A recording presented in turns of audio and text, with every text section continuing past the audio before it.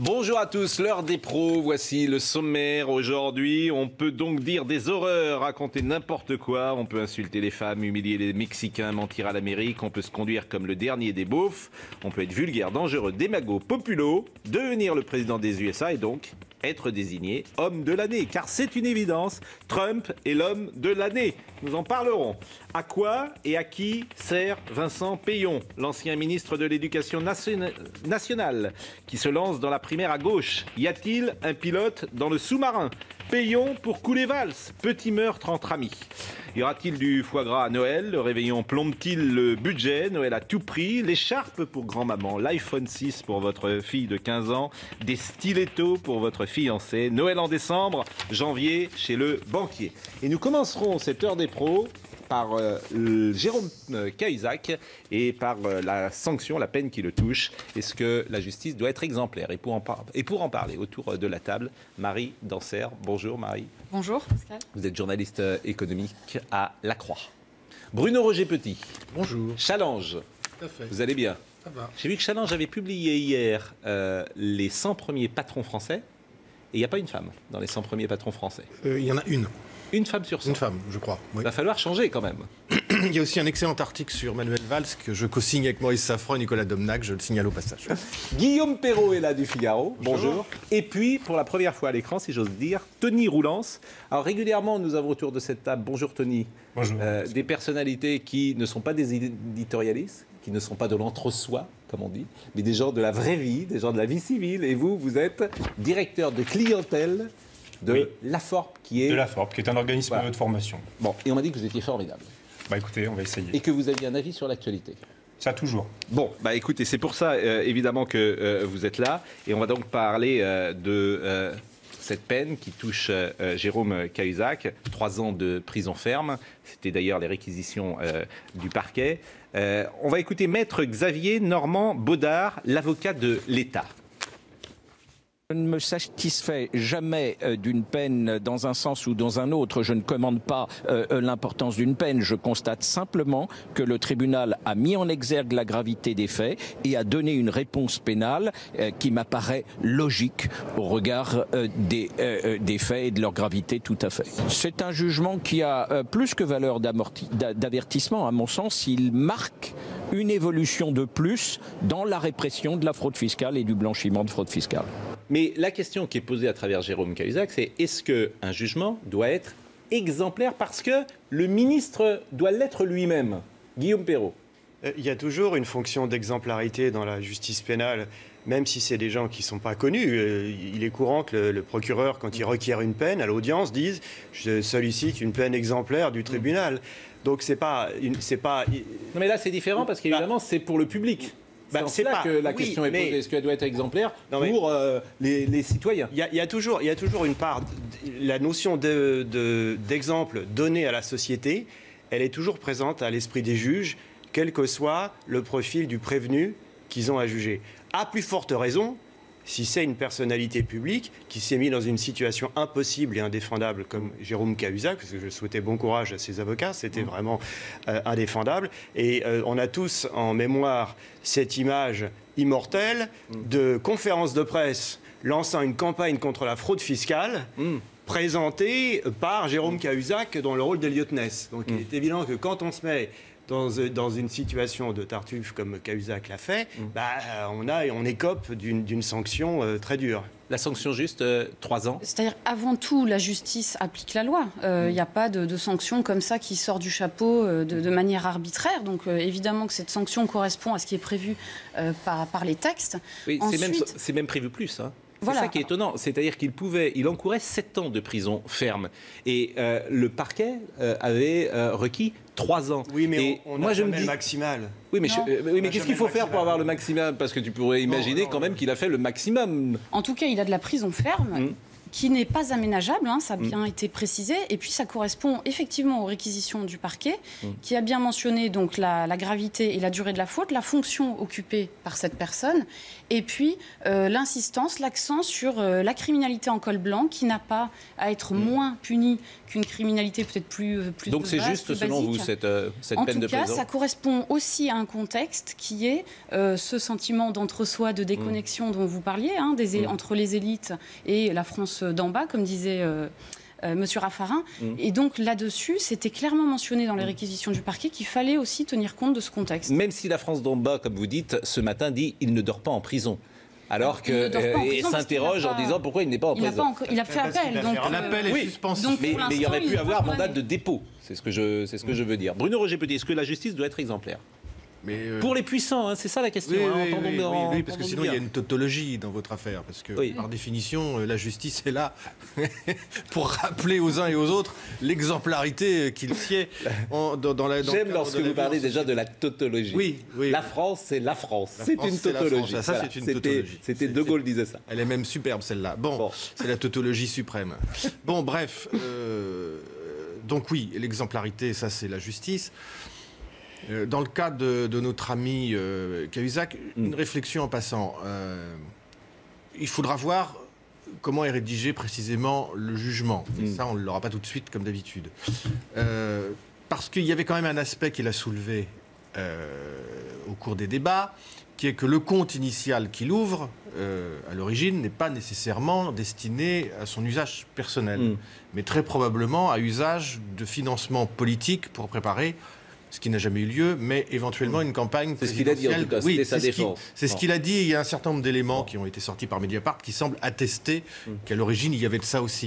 Donc vous voyez, la justice exemplaire, c'est très bien, que Jérôme Cahuzac soit frappé à titre personnel, c'est très bien, mais je pense quand même qu'il a ouvert un volet qui mériterait aussi qu'on dépasse sa personne pour s'intéresser à la porte qu'il avait ouverte à l'audience, parce que je sais qu'elle doit être non seulement ouverte, mais il faut aller voir la pièce qui se cache derrière. C'était pas vraiment ma question, mais c'était votre réponse. Tony Roulance. Si, je veux dire que il ne faut pas que l'exemplarité se limite à un symbole qui serait juste Jérôme Cahuzac. Si, moi, de mon point de vue, si vous voulez, ce sont des gens qui sont mis dans des positions pour dicter des règles et les imposer à la France entière. Nous demandant de les respecter et sont les premiers à les trahir. Et en plus, il avait menti puisque dans un premier temps, il n'a pas tout de suite reconnu, je me rappelle bien, les faits. Donc moi, je pense qu'en ce sens, c'est bien qu'on envoie aussi un signal que ces gens-là qui nous dirigent se doivent d'être exemplaires. Et lorsqu'il y a... Les 3 ans, par exemple, ça vous choque? Vous trouvez que c'est normal? Vous auriez aimé, c'est pas le mot, mais vous auriez imaginé qu'il dorme en prison? Vous trouvez qu'il... Non, moi je suis pas jusqu'à imaginer qu'il fallait plus de 3 ans. Je pense qu'effectivement, il aurait été bien qu'il y ait vous disiez, un mandat de dépôt et qu'il aille vite en prison, parce que pour d'autres, sur une affaire comme ça, on va plus vite. Pourquoi vous dites pas sur une affaire comme ça? Parce qu'on n'est pas dans le crime. Il n'y a pas crime de sang, il y a fraude fiscale, donc l'appel est suspensif. Dans 6 mois, 8 mois, 10 mois, il y aura une nouvelle audience, probablement. Il y aura peut-être plus d'ailleurs. Il prend le risque aussi d'être condamné à davantage. On n'a pas évoqué l'inéligibilité, mais il est inéligible 5 ans, même ce qui n'est quand même pas énorme. Oui, mais quoi qu'il peut se représenter, je ne pense pas qu'il soit élu. Ah, vous en savez, politique, on n'est jamais mort. Vous voulez que je vous donne des exemples? La prime à la casserole, ça existe. La prime à la casserole, ça existe. En politique, on n'est jamais mort. Et en tout cas, on pourrait s'interroger sur pourquoi ne pas déclarer une inéligibilité à vie dans ce type de situation. Ah, ça c'est une bonne question. Est-ce que ça vous choque, par exemple, qu'il fasse appel? Non, mais c'est injusticiable comme les autres, quand même. Oui, mais il pourrait dire, voilà, j'accepte la sanction, ce serait pourquoi pas une manière de retrouver une forme d'honneur, un acte de contrition. Oui, mais alors 3 ans de prison, voyez-vous, ça vous incite quand même à faire appel. Même si, encore une fois... Même en quartier VIP, ce qui pourrait être le cas... Non, il n'y a pas de quartier VIP. Et non aménagement. Non, il n'y en a pas. Les gens qui sont allés en prison disent toujours, il n'y a pas de quartier VIP. Non, mais c'est ce que je vous dis, même en quartier VIP, c'est-à-dire que le quartier VIP, c'est quand même une pièce assez froide et pas très accueillante. La prison, ça vous refroidit quand même. Je suis d'accord avec vous, Le Floch Prigent qui a été victime, a été condamné suite aux investigations d'Eva Joly. Quand il vous parle de la prison, franchement... Non, mais ça serait un acte de contrition, ça serait une manière de dire, bah oui, je reconnais... Oui, faire appel, c'est contesté d'une certaine manière. Oui, c'est contesté. Il considère visiblement que la peine qui le frappe est exagérée et injuste, et il va essayer de le démontrer à l'audience devant la cour d'appel. Encore une fois, c'est son droit. Mais ce qu'on peut ajouter, Pascal, c'est que ce qu'on voit là, évidemment, il y a 30 ans, ça aurait été inconcevable. Nous, on a vécu cette mutation dans les années 90, où les juges d'instruction, la justice pénale, ont pris l'habitude de mettre en cause des puissants, des ministres. Donc nous, ça nous paraît un progrès. Je crois qu'il y a eu 2 ministres qui ont dormi en prison. Bernard Tapie et Alain Carignan. Et Michel Noir. Il était ministre. Il a été ministre, Michel Noir. Non, mais il l'était quand il a été. Non, il l'était plus. Enfin bon. Oui. Parce que Carignan et Tapie étaient ministres. En tout cas, ceci pour dire que nous, on perçoit ça comme un progrès. Il faut voir que les avocats s'en réjouissent aussi, mais pour une autre raison. C'est qu'ils disent, chaque fois que des puissants sont mis en cause, les droits de la défense augmentent. Pourquoi? Non pas parce que les puissants voudraient museler la justice, c'est plus fin, c'est plus subtil. C'est tout simplement parce qu'ils peuvent expliquer à leur entourage ce que c'est d'être en garde à vue. Ce que c'est que de ne pas avoir un sandwich si le gendarme n'a pas l'humanité de vous en donner un. Et c'est pour ça qu'on a eu un ensemble de lois, en particulier la loi Guigou du 15 juin 2000 sur la présomption d'innocence, qui a augmenté les droits de la défense. Donc les avocats s'en réjouissent parce que du coup les droits de la défense augmentent pour tout le monde. Et c'est pas une mauvaise chose. Moi, je trouve ça intéressant, la statistique qu'on a. Seulement 3 ministres, on disait, qui ont dormi en prison. Ça serait marrant de rapprocher cette statistique sur d'autres personnes qui ne sont pas forcément des personnages publics. Et je trouve qu'effectivement, il aurait mieux fait d'accepter une sanction. 3 ans, c'est quand même lourd. Effectivement, il faut aller les faire 3 ans en prison. Moi, j'imaginais qu'il y avait des quartiers VIP. Vous m'apprenez le contraire. Je pense que ça aurait été bien qu'il envoie ce signal, surtout à l'aube de la primaire à gauche. Sujet politique. À présent, on va parler de Vincent Peillon. Est-ce qu'il va se présenter ou pas à la primaire de gauche? C'est pas certain encore. Ça va se passer ce week-end, Bruno Roger Petit. Non, mais il sera candidat. Il sera à la primaire. Vous le savez. Oui. Bon, je vous le dis. Eh bien, écoutez, on va écouter Jean-Michel Fauveau et Perrine Vasse qui vont confirmer ce que vous dites. Voilà. Ou pas. C'est le renoncement de François Hollande qui l'aurait fait changer d'avis. Vincent Peillon s'était retiré de la vie médiatique depuis 2 ans. L'ancien ministre de l'Éducation, redevenu député européen depuis 2014, pourrait être l'outsider de la primaire de la gauche. Certains députés se posent des questions. La candidature de Vincent Peillon serait une surprise, il faut qu'elle se confirme, j'en sais rien, je suis comme vous, ce sont des bruits de couloir, serait une surprise, mais venue d'où, je n'en sais rien. Et ce serait amener du bazar à du bazar, je crois qu'on n'a vraiment pas besoin de ça actuellement. Le bruit qui court à l'Assemblée, c'est que les proches de François Hollande et de Martine Aubry soutiennent cette candidature pour contrer celle de Manuel Valls. On a Vincent Peillon qui est lancé comme missile anti-Valls. Enfin, tout cela n'est pas franchement à la hauteur de l'enjeu. Le tout sauf Valls pour expliquer ce soudain retour, pas si simple pour les soutiens de l'ex-prof de philo de 56 ans. Vincent Peillon peut incarner dans cette primaire la gauche qu'on aime, la gauche que les Français aiment, et qui en même temps n'est pas une gauche qui depuis 2 ans et demi, tous les matins, vient sur les plateaux télé pour honnir le président de la République ou le gouvernement. Sur l'agenda de Vincent Peillon, il y a la sortie de son 2e roman en février prochain. Mais avant cela, il devrait rapidement officialiser sa candidature à la primaire. À quoi et à qui sert Vincent Peillon? Bruno Roger Petit. Il sert à tous ceux qui n'ont pas envie de voir Manuel Valls désigné candidat socialiste de la belle Alliance populaire à la fin de la primaire. Parce que ceux-là ont fait une analyse assez...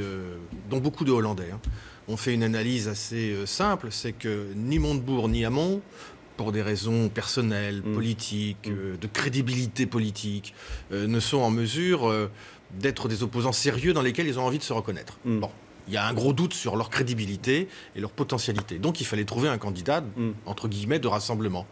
Et ça s'est tourné, mais naturellement, vers Vincent Peillon, qui était en réserve du Parti Socialiste depuis 2 ans, qui, contrairement à ce qu'on dit, n'a jamais tourné le dos à la politique, mais a continué d'avoir un œil sur ce qui se passait en attendant son heure. Son heure, elle est là.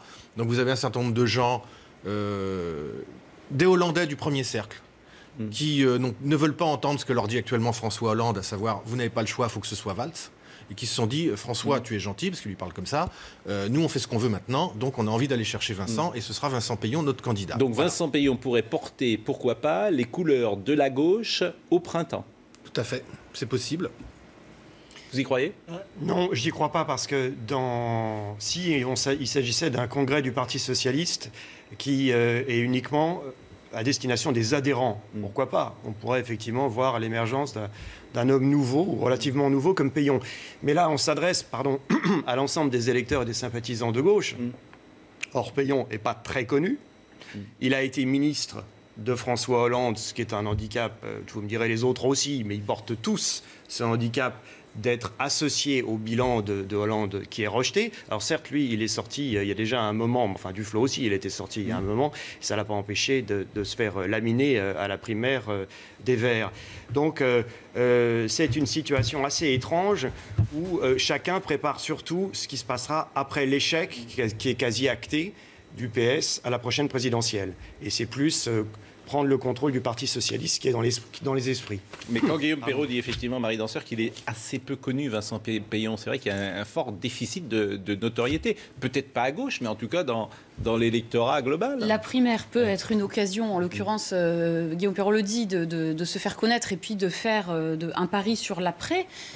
Ensuite, si c'est simplement un missile qui est téléguidé par X, Y ou Z, est-ce que ça risque pas de faire pchit? Attendons le projet et ce qu'il va défendre. Face à un Montebourg qui se place sur le terrain de la démondialisation, voyons quel projet il peut défendre et puis essayer de se faire connaître. On va voir d'ailleurs tous les candidats de la primaire à gauche, Bruno Roger-Petit, et on va pouvoir imaginer le spectre politique. Est-ce que vous diriez que, par exemple, que Peillon est l'un des plus à gauche, parce que le plus à gauche, ça doit être Gérard Filoche, sans doute avec Marie-Noëlle Lienemann. Le problème de votre tableau, c'est que le 16 décembre au matin, ce sera peut-être pas celui-là. Bah, oui, mais on est que Marie-Noëlle Lienemann, c'est pas sûr. Oui. Gérard Filoche, je peux vous dire que Jean-Christophe Cambadélis est en train d'organiser un tir de barrage pour qu'il n'ait pas ses parrainages, parce que Gérard Filoche, sur un plateau de télévision, dans le cadre d'un débat à la primaire, je veux dire, la primaire, elle est morte. Non, mais parce que c'est une bête de télévision qui n'est pas du tout dans le cadre traditionnel. Bon, donc c'est la démocratie interne du PS. C'est-à-dire que quand vous avez Gérard Filoche qui est une bête de télé, on l'écarte. C'est ça que vous nous dites. Évidemment, mais bien sûr. Mais parce qu'en même temps, c'est pas une crédibilité présidentielle actée. Je vous signale que Jean-Christophe Cambadélis, hier, il a sorti 2 candidats déjà. Il a dit à M. Laroutourou, Nouvelle Donne, et puis quel est le deuxième qui s'est fait sortir aussi? C'est le chevènementiste. Oui, Monsieur Faudot, le proto-chevènementiste, il leur a dit, vous êtes gentil, c'est pas l'open bar, donc vous allez jouer dehors. Bon, donc il faut voir ce que sera le casting. Et puis il y a un argument quand même aussi qu'il ne faut pas oublier, c'est que petit 1, l'électorat socialiste de gauche, il a déjà intégré effectivement l'idée de la défaite.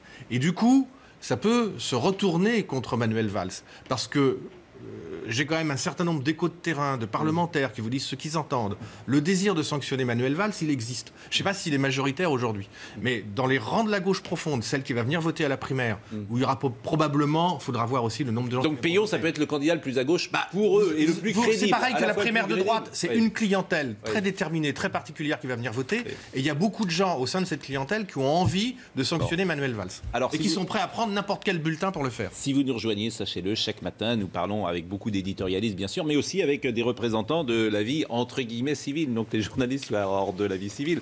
Mais je rappelle que vous êtes directeur de clientèle de la FORP, qui est un centre de formation, une entreprise de formation. Est-ce que vous, Tony Roulance, est-ce que vous allez aller à la primaire est-ce que vous allez voter à la primaire à gauche? Alors, je n'irai pas voter à la primaire à gauche. Ça, c'est une certitude. Oui. Voilà. Donc, vous êtes plutôt de droite. Je suis plutôt de droite, je vous l'affirme tout de suite. Et je ne suis pas pour les primaires en général. Je trouve qu'on est un petit pays, qu'on essaie de calquer un peu le système américain en France. Je ne crois pas que ça marche très bien, ça divise beaucoup, ça crée des animosités qui durent, et ça a même duré surtout le mandat d'Hollande. On a entendu plein de reproches qui étaient déjà là lors de la primaire pendant tout son mandat. Donc je ne suis pas forcément adepte de la primaire. Mais pour venir sur Vincent Peillon, moi je ne le connais pas beaucoup. Un peu parce que ma femme est instite et il a été ministre de l'Éducation nationale, donc j'ai un petit peu rencontré. Mais je me dis que quand même, il vaut mieux qu'il y aille tout seul, cet homme-là, que de suivre quelqu'un, puisque de 2000 à 2002, je crois qu'il était porte-parole du PS. On se souvient de ce qui s'est passé en 2002. Il était porte-parole de Ségolène Royal dans la campagne. On a vu le résultat. Il était devenu strauss-kahnien, donc il porte un petit peu la poisse. Mais qu'il parte tout seul qu'avec quelqu'un d'autre. C'est un loser, Peillon? Il fait partie de cette génération de quinquas. Parce que c'est ça aussi l'ironie de l'histoire. À cette primaire, il va affronter ceux avec lesquels il a débuté en politique, c'est-à-dire Benoît Hamon et Arnaud Montebourg, puisqu'ensemble, au début des années 2000, ils avaient fondé un courant qui s'appelle le Nouveau Parti Socialiste, qui a explosé. Il est assez ironique, effectivement, de les voir aujourd'hui se confronter les uns les autres. On parlera de Noël dans une poignée de minutes, puisque le budget de Noël, c'est quand même, ça plombe. Et là, c'est un week-end où les gens vont aller faire leurs courses. Et c'est vrai que c'est cher, les cadeaux, le réveillon, etc. Et on sera avec Franck Maté, le directeur de la Grande Récré, qui va entrer sur ce plateau dans quelques instants. Mais voyez cette une de Time qui, chaque année, décerne le titre de l'homme de l'année. Time, et évidemment, c'est Donald Trump qui a été désigné homme de l'année, comme l'avait été en son temps Hitler en 1938 ou Staline en 1939. Non que je fasse un parallèle, mais il y a deux types d'hommes d'année. Il y a parfois De Gaulle qui l'a été en 1958, Kennedy l'avait été, Jean-Paul II l'a été, le pape François l'a été, et puis parfois il y a des hommes effectivement qui, comme Donald Trump, qui sont moins consensuels. Est-ce que pour vous, d'abord, c'est vraiment l'homme de l'année? Marie Danseur. Objectivement, les critères de Time, c'est quelqu'un qui a une influence majeure sur l'année écoulée. Donc là, on est quand même clairement dans ces critères-là. Et Times précise pour le meilleur ou pour le pire. Donc l'histoire le dira. Ce qui est intéressant, c'est que effectivement, il a réussi quand même à se faire élire contre toute attente. Il a cassé les codes de la communication politique.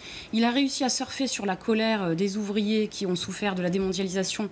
Il s'est fait passer comme étant du côté de ces personnes-là, alors que lui-même est milliardaire. Il a formé un gouvernement de milliardaires. Donc il a quand même tout un tas de nouveautés qu'il apporte avec lui, pour le meilleur ou pour le pire, comme dit Time. Est-ce que tout le monde est d'accord sur le plateau? Est-ce que c'est l'homme de l'année? Guillaume Perrault. Oui, c'est l'homme de l'année pour les raisons qui viennent d'être évoquées. Il y a plusieurs facteurs dans sa réussite, on en a beaucoup parlé. Moi, ce qui me frappe, c'est le désarroi de la presse américaine. Le Washington Post a lancé un appel à ses lecteurs en disant « On se doute que parmi vous, il y a quand même des électeurs de Trump, on ne vous connaît pas, écrivez-nous, écrivez-nous !» Un journal, normalement, aurait envoyé des reporters sur le terrain. 60 millions d'Américains qui ont voté pour Trump, ça doit pouvoir se trouver. Le Washington Post n'a pas fait ça. Il a lancé un appel à ses lecteurs. Il a eu 1600 réponses, disent-ils, dont avec des gens qui assument, qui donnent leur nom, leur âge, leur localité, l'état où ils vivent. Et ils ont fait un tri et ils en ont publié des dizaines. C'était absolument fascinant de regarder les résultats. De regarder la motivation des gens. Ouais. Alors, il y avait de tout. Il y avait des gens qui disaient « j'en ai marre du politiquement correct, j'en ai marre que mon pays soit découpé en communautés, et qui était cette espèce de politique des identités qu'Hillary Clinton a promue en mettant en avant les femmes, les minorités ethniques ». Et en contrepartie, il y a eu une riposte des Blancs, en particulier des hommes blancs qui ont voté massivement pour Trump, mais aussi des femmes, parce que vous savez qu'ils n'ont pas d'état d'âme avec les statistiques ethniques aux États-Unis, ça leur paraît naturel. Et donc, selon leurs statistiques, 53% des Américaines blanches qui ont voté pour Trump. 53%. Donc il y a eu un vote féminin blanc pro-Trump aussi. Aussi étonnant que ça puisse paraître.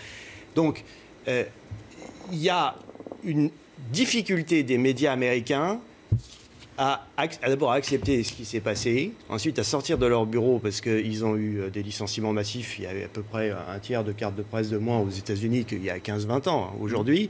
Et ils sont un peu comme en France, ils passent beaucoup de temps sur les réseaux sociaux, moins sur le terrain. Et il y a une grande remise en question des médias américains depuis cette élection. Bon, est-ce que vous auriez voté, Bruno Roger-Petit, pour un autre nom que Donald Trump? Est-ce que vous auriez dit... non, assurément, c'est l'homme de l'année. Oui. Vous êtes inquiet, ou quoi inquiet d'ailleurs, c'est pas le mot, mais vous êtes surpris par les nominations de ces futurs ministres? On a des milliardaires, des millionnaires, beaucoup, on a des gens très conservateurs, des militaires. Oui, on a des complotistes, on a des climato-sceptiques. Oui, alors ça, c'est passionnant quand même. On a une galaxie assez étonnante. Alors, en fait, le véritable enjeu, ça va être de voir comment ça va s'arranger avec... Parce que le président des États-Unis, c'est quand même quelqu'un d'extrêmement contrôlé, contrairement à ce qu'on croit. C'est l'homme le plus puissant du monde, mais c'est aussi le plus encadré. Il ne peut pas faire ce qu'il veut n'importe comment. Bon. Là, ce qui va être intéressant avec Trump, ça va être de voir comment ce président, qui a priori a l'air quand même plutôt incontrôlable, va s'insérer dans un système qui a quand même des codes, ne serait-ce qu'au niveau de la sécurité personnelle du président, par exemple. C'est ça qui va être intéressant. Par exemple, tiendra-t-il des conférences de presse comme l'ont toujours fait les présidents américains? Pour l'instant, ce qui le caractérise, c'est la fuite des journalistes. Parce que ce qu'il redoute par-dessus tout, par exemple, c'est une question sur sa situation fiscale. Donc je pense qu'on va assister, là aussi, probablement, peut-être, à une révolution dans la communication comme président américain. Je pense qu'on va voir effectivement le premier président de l'ère des réseaux sociaux ne communiquant que directement par réseaux sociaux. Il doit faire une conférence de presse la semaine prochaine, hein, alors on va voir comment il s'en sort. Tony Roulance, homme de l'année. L'homme de l'année, bah oui, ça c'est certain. On a parlé de lui toute l'année. Il a tordu le système. On l'a donné perdant et finalement, regardez, il est aujourd'hui président des États-Unis. Donc moi, je le trouvais particulièrement impressionnant. Et sur les nominations qu'il est en train de faire, bah, en fait, il est en train d'essayer de tenir ses promesses. Il a promis tout un tas de choses sur l'environnement notamment. Bah voilà, il met un climato-sceptique sur l'immigration. Oui, parce qu'il ne croit pas du tout. Il peut remettre la conférence de Paris, par exemple, en cause. Hein. Il ne croit pas du tout qu'il y ait un réchauffement climatique. Bah, évidemment, il existe, mais que ce réchauffement soit lié à la pollution, il le remet en cause. Oui, tout à fait. Nous sommes d'accord. C'est du climato-sceptisme. Bien sûr. Voilà. Bon. Mais il est très fort en matière de communication directe. Il a fait un tweet cette semaine pour dire « Le nouvel Air Force One coûte trop cher, j'annule l'ordre de construction ». Voilà, ça marque les esprits. Il s'est fait élire, non pas sans les médias, mais contre les médias. Il faisait huer les journalistes à chacun de ses meetings. Il disait, voilà, les journalistes qui me suivent, ils sont malhonnêtes. Et hop, la foule les huait. Bah oui, t'as juste à sortir en France pour savoir que nos métiers aujourd'hui jouissent d'une forme de défiance. Évidemment, on peut le dire comme ça. Moi, les gens m'adorent. Mais dans le cas... Parce qu'ils ne vous connaissent pas. Dans le cas de Trump... Vous sortez avec une cagoule. Vous ne pouvez pas sortir dans la rue. Les gens m'adorent. Je veux dire, vous ne pouvez pas imaginer. Mais dans le cas de Trump, il est vrai que les médias américains sont partis en croisade, se sont sentis investis d'une mission et ont prêché un vote anti-Trump qui s'est retourné contre eux. Bon, il est 9h37, on est avec Franck Maté. Bonjour Franck Maté. Bonjour. Vous êtes directeur de la communication ou de la consommation de la grande récré, donc ça c'est un titre qui doit faire rêver vos enfants. Vous avez combien d'enfants? J'ai 2 enfants et c'est vrai que pour eux je suis un débutant du Père Noël. Bon, depuis toujours.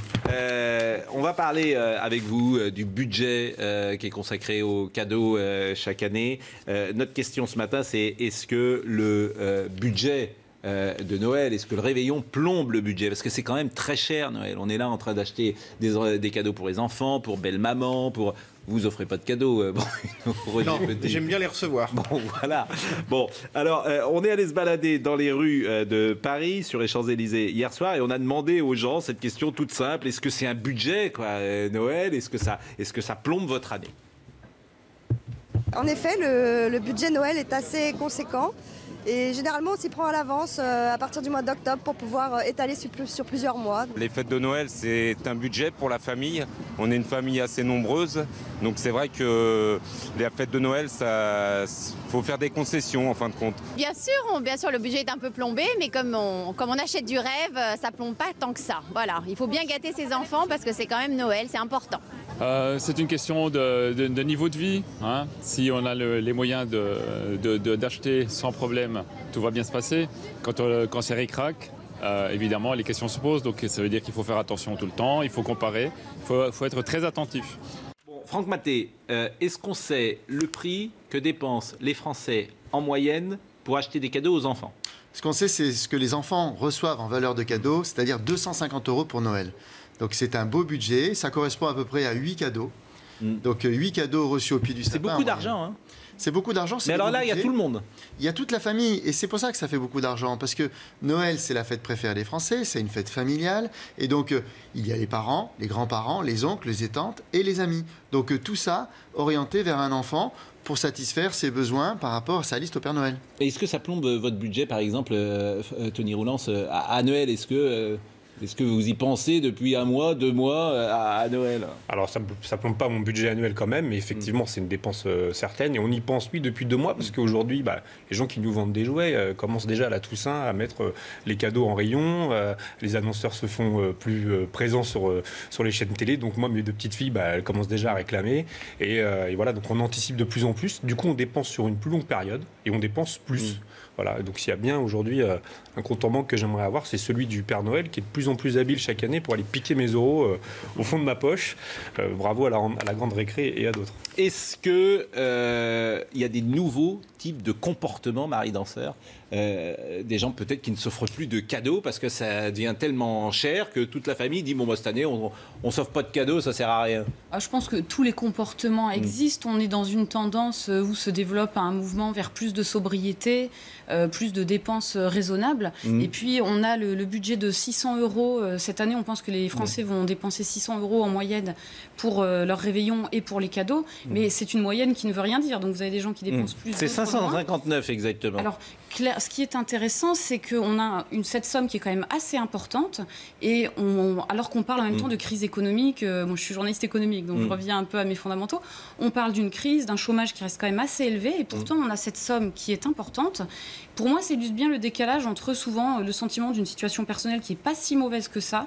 Et puis en revanche, le paysage économique global qui est quand même beaucoup moins souriant. Bruno Roger Petit, quel sera votre budget cadeau cette année ?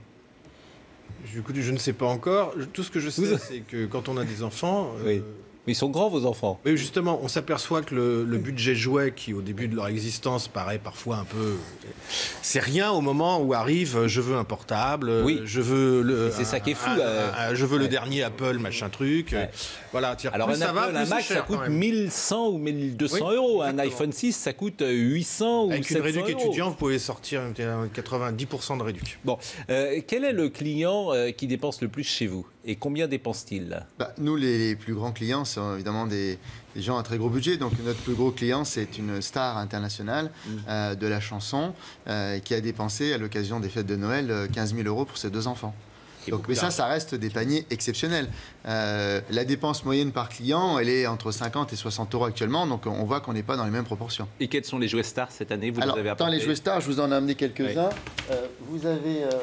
ici, Hatchimals, donc ça c'est un œuf à l'intérieur duquel se trouve un poussin.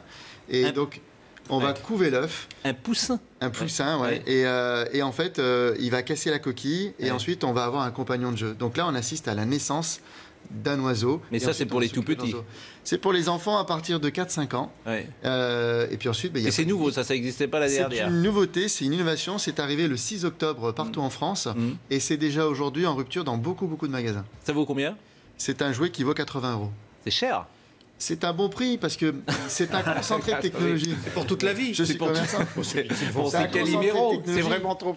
Et il faut réfléchir en fait en termes d'usage. Ce qui est important, c'est finalement tout ce que ça va apporter à l'enfant. Oui, d'accord, vous allez nous faire l'article. Mais bon, l'autre. Mais vous voyez, c'est un doudou. Voilà. Mais c'est un doudou. Donnez les autres. Après, on va voir le sujet star que vous avez peut-être vu d'ailleurs sur C8 dans l'excellent documentaire de Guy Lagache, Joyeux Noël, Joyeux Business. Ça sera le drone dans quelques instants. Ça, c'est quoi que vous avez? Alors là, je vous ai amené la Yokai Watch.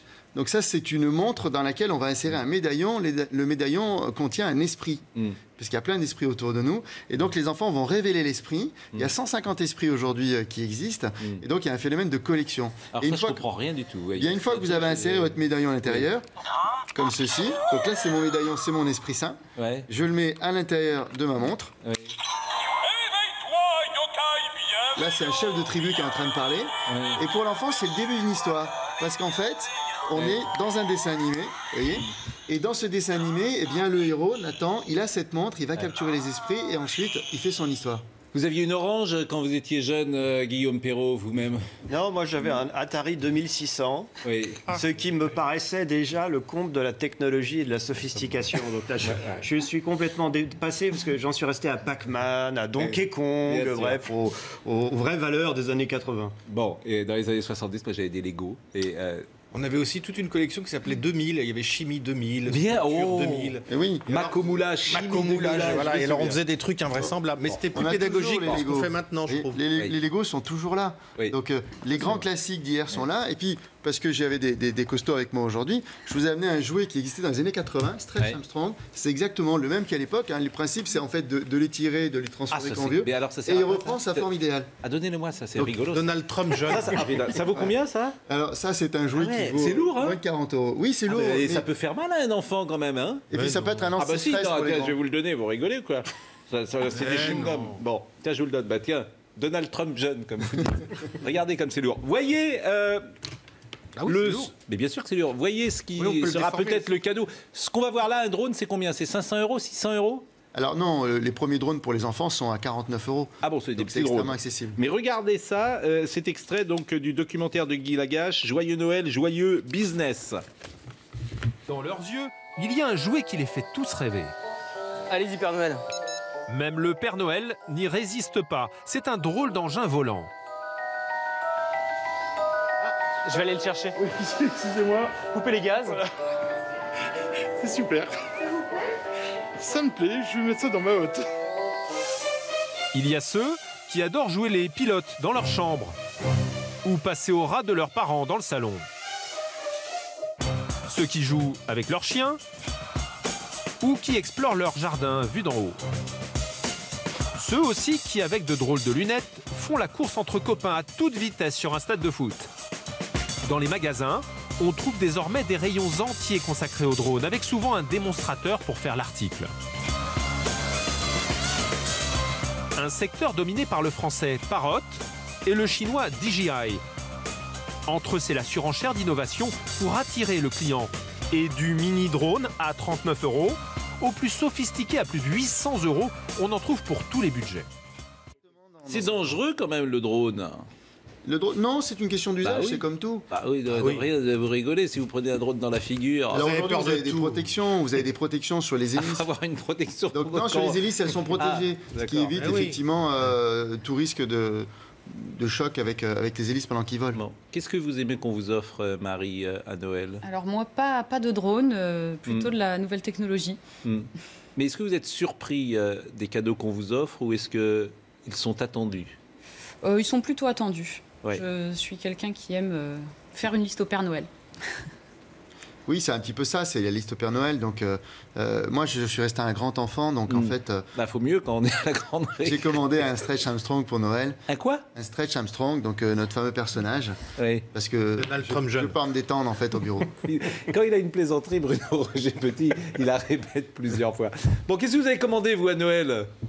Je sais pas. Moi, mais arrêtez, vous avez l'air déprimé. Mais non, mais moi je commande des livres, vous voyez, je suis à la vieille école. La Pléiade, ça. Là, j'ai un cadeau formidable, j'ai dû acheter 6 ou 7 exemplaires des lettres de François Mitterrand, puis je vais inonder mon entourage avec ça. Les lettres de François Mitterrand? Oui, lettres à Anne, très beau livre. Et, bien sûr, et vous avez... C'est un très beau cadeau de Noël. Bien sûr, alors vous avez l'album avec les collages. Oui, oui.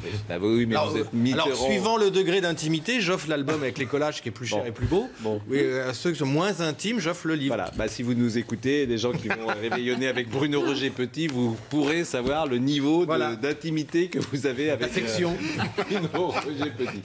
Bon, c'est déjà demain, c'est ce qui traditionnellement termine notre émission. Tony Roulance qui était avec nous ce matin, et je rappelle que vous êtes directeur de clientèle dans une entreprise et c'est bien parfois d'avoir un son de cloche différent de ceux qu'on a d'habitude. C'est déjà demain.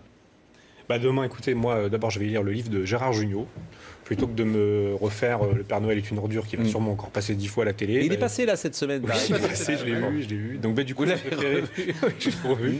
Mais du coup, j'ai aussi prévu de lire le livre de Jugnot. Et j'ai une actualité sportive qui m'intéresse beaucoup, que je suis tous les jours. C'est qui remplacera le champion du monde Rosberg au pilotage de la Mercedes l'an prochain. Niki Lauda n'est pas content, visiblement. Il est furieux que son pilote ait démissionné. Le sport le plus ennuyeux de l'histoire des sports. La Formule 1. Pourquoi vous dites ça? C'est son côté hostile à Fillon qui ressort. Non mais Bruno Roger Petit, moi je vais vous dire, au réveillon, je veux pas être avec vous. Parce que en même temps, c'est pas prévu. On va passer une soirée, ça va pas être rigolo, votre soirée de Noël. La Formule 1. Mais la Formule... Non mais vous avez le droit. Bien sûr que j'ai le droit, heureusement. Non mais rentrez. Mais c'est vrai que quand on s'ennuie. Mais en fait, je vais vous dire un truc, je suis assez d'accord. En fait, je suis la Formule 1 beaucoup sur tout ce qui se passe autour et très pas les courses. Voilà, je la regarde en pointillé. Voilà. Ça vous intéresse pas. Guillaume Perrault, c'est déjà demain. Moi, quitte à paraître un peu snob, je vais voir une expo. C'est l'art de la paix au Petit Palais. C'est sur les grands traités qui ont marqué l'histoire de France. PAX. Comment C'est dire PAX, l'art de Voilà, voilà. Et c'est aussi une exposition sur le métier de diplomate. Ça explique ce qu'est qu'un diplomate, un ambassadeur dans notre histoire. Ça a l'air très bien. Vous avez des week-ends. Et le Figaro a fait une excellente critique.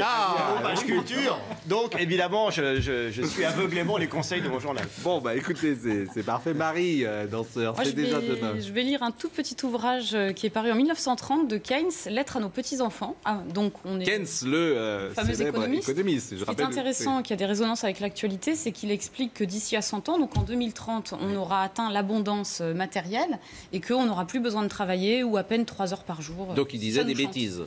On verra, on n'est pas encore en 2030. Non, mais on n'en est pas loin. Il était plutôt nouvelle donne, vous voyez, mais il n'aurait pas eu le droit de se présenter à la primaire non plus. C'est déjà demain avec notre ami Bruno Roger Petit.